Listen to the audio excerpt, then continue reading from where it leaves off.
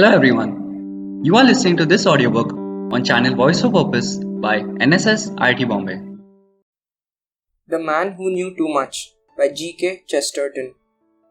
Chapter 1, Part 1. The Face in the Target. Harold March, the rising reviewer and social critic, was walking vigorously across a great tableland of moors and commons, the horizon of which was fringed with the far-off woods of the famous estate of Torwood Park. He was a good-looking young man in tweeds, with the very pale curly hair and pale clear eyes. Walking in wind and sun in the very landscape of liberty, he was still young enough to remember his politics and not merely try to forget them. For his errand at Torwood Park was a political one. It was the place of appointment named by no less a person than the Chancellor of the Exchequer, Sir Howard Hone, then introducing his so-called socialist budget and prepared to expound it in an interview with so promising a penman. Harold March was the sort of man who knew everything about politics and nothing about politicians. He also knew a great deal about art, letters, philosophy, and general culture, about almost everything, indeed, except the world he was living in. Abruptly, in the middle of those sunny and windy flats, he came upon a sort of cleft, almost narrow enough to be called a crack in the land. It was just large enough to be the watercourse for a small stream which vanished at intervals under green tunnels of undergrowth, as if in a dwarfish forest. Indeed, he had an odd feeling as if he were a giant looking over the valley of the pygmies. When he dropped into the hollow, however, the impression was lost. The rocky banks, though hardly above the height of a cottage, hung over and had the profile of a precipice. As he began to wander down the course of the stream in idle but romantic curiosity and saw the water standing in short strips between the great grey boulders and bushes as soft as green mosses, he fell into quite an opposite vein of fantasy. It was rather as if the earth had opened and swallowed him into a sort of underworld of dreams. And when he became conscious of a human figure, dark against the silver stream, sitting on a large boulder and looking rather like a large bird, it was perhaps with some of the premonitions proper to a man who meets the strangest friendship of his life. The man was apparently fishing, or at least was fixed in a fisherman's attitude with more than a fisherman's immobility. March was able to examine the man almost as if he had been a statue for some minutes before the statue spoke. He was a tall, fair man, cadaverous and a little lackadaisical, with heavy eyelids and a high-bridged nose. When his face was shaded with his wide white hat, his little moustache and lithe figure gave him a look of youth. But the Panama lay on the moss beside him, and the spectator could see that his brow was prematurely bald, and this, combined with a certain hollowness about the eyes, had an air of headwork and even headache. But the most curious thing about him, realized after a short scrutiny, was that, though he looked like a fisherman, he was not fishing. He was holding, instead of a rod, something that might have been a landing net which some fishermen use, but which was much more like the ordinary toy net which children carry, and which they generally use indifferently for shrimps or butterflies. He was dipping this into the water at intervals, gravely regarding its harvest of weed or mud and emptying it out again. "No, I haven't caught anything," he remarked, calmly, as if answering an unspoken query. "When I do have to throw it back again, especially the big fish, but some of the little beasts interest me when I get them." "A scientific interest, I suppose?" observed March. "Of a rather amateurish sort, I fear," answered the strange fisherman. "I have a sort of hobby about what they call phenomena of phosphorescence, but it would be rather awkward to go about in society carrying stinking fish." "I suppose it would," said March with a smile. "Rather odd to enter a drawing room carrying a large luminous cord," continued the stranger in his listless way.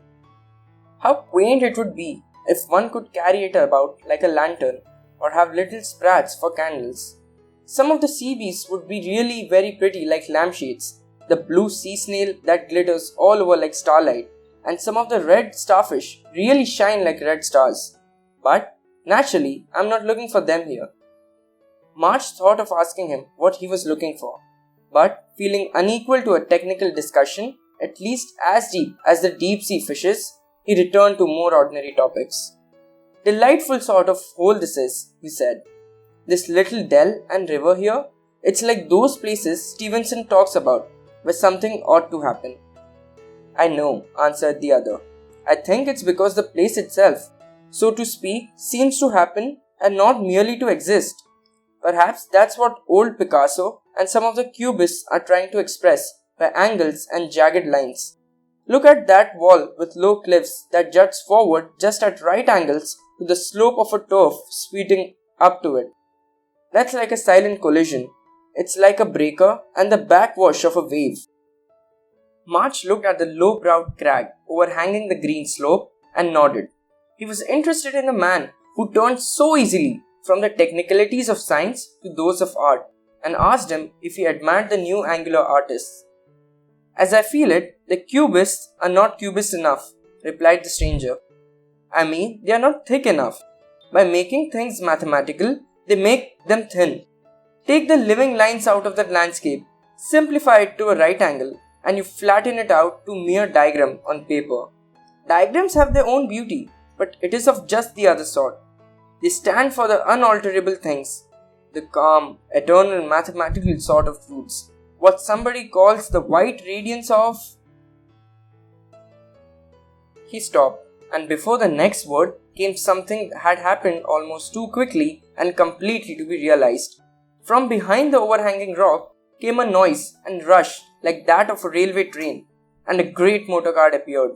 It topped the crest of cliff, black against the sun, like a battle chariot rushing to destruction in some wild epic. Marsh automatically put out his hand in one futile gesture, as if to catch a falling teacup in a drawing room. For the fraction of a flash, it seemed to leave the ledge of a rock like a flying ship. Then the very sky seemed to turn over like a wheel, and it lay a ruin amid the tall grasses below, a line of grey smoke going up slowly from it into the silent air. A little lower, the figure of a man with grey hair lay tumbled down the steep green slope, his limbs lying all at random and his face turned away. The eccentric fisherman dropped his net and walked swiftly towards the spot, his new acquaintance following him. As they drew near, there seemed a sort of monstrous irony in the fact that the dead machine was still throbbing and thundering as busily as a factory, while the man lay so still. He was unquestionably dead. The blood flowed in the grass from a hopelessly fatal fracture at the back of the skull, but the face, which was turned to the sun, was uninjured and strangely arresting in itself. It was one of those cases of a strange face so unmistakably familiar, we feel somehow that we ought to recognize it, even though we do not. It was of the broad, square sort with great jaws, almost like that of a highly intellectual ape. The wide mouth shut so tight as to be traced by a mere line, the nose short with the sort of nostrils that seemed to gape with an appetite for the air. The oddest thing about the face was that one of the eyebrows was cocked up at much sharper angle than the other. Marsh thought he had never seen a face so naturally alive as the dead one, and its ugly energy seemed all the stranger for its halo of hoary hair. Some papers lay half fallen out of the pocket, and from among them Marsh extracted a card case. He read the name on the card aloud. Sir Humphrey Turnbull. I'm sure I've heard that name somewhere. His companion only gave a sort of a little sigh and was silent for a moment, as if ruminating. Then he merely said, "The poor fellow is quite gone," and added some scientific terms in which his auditor once more found himself out of his depth. "As things are," continued the same curiously well-informed person, "it will be more legal for us to leave the body as it is until the police are informed. In fact, I think it will be well if nobody except the police is informed. Don't be surprised if I seem to be keeping it dark from some of our neighbors round here." Then, as if prompted to regularize his rather abrupt confidence, he said, "I've come down to see my cousin at Torwood. My name is Horn Fisher. Might be a pun on my pottering about here, mightn't it?" "Is Sir Howard Horn your cousin?" asked March. "I'm going to Torwood Park to see him myself. Only about his public work, of course, and the wonderful stand he's making for his principles. I think this budget is the greatest thing in English history. If it fails, it will be the most heroic failure in English history. Are you an admirer of your great kinsman, Mr. Fisher? Rather, said Mr. Fisher. He's the best shot I know. Then, as if sincerely repentant of his nonchalance, he added, with a sort of enthusiasm, No, but really, he's a beautiful shot.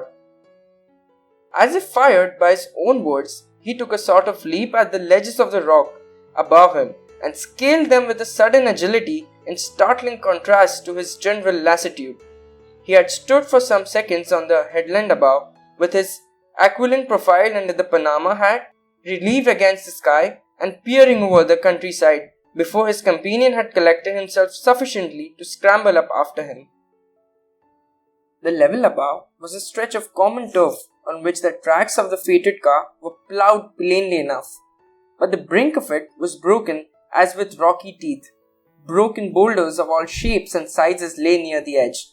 It was almost incredible that anyone could have deliberately driven into such a death trap, especially in broad daylight. I can't make head or tail of it, said March. Was he blind? A blind drunk? Neither, by the look of him, replied the other. Then it was suicide. It doesn't seem a cozy way of doing it, remarked the man called Fisher. Besides, I don't fancy poor old Puggy would commit suicide somehow.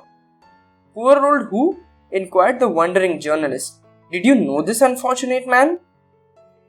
Nobody knew him exactly, replied Fisher with some vagueness. But one knew him, of course. He had been a terror in his time, in Parliament and the courts and so on, especially in that row about the aliens who were deported as undesirables, when he wanted one of them hanged for murder. He was so sick about it that he retired from the bench. Since then, he mostly motored about by himself, but he was coming to Torwood too, for the weekend, and I don't see why he should deliberately break his neck almost at the very door. I believe my cousin Howard, was coming down specially to meet him. Torwood Park doesn't belong to your cousin? Inquired March. No, it was used to belong to the Winthrops, replied the other. Now a new man's got it, a man from Montreal named Jenkins. Hoggs came for the shooting. I told you he was a lovely shot. Thank you. So hope you guys had fun. Please like, share and subscribe to this channel for more interesting audiobooks.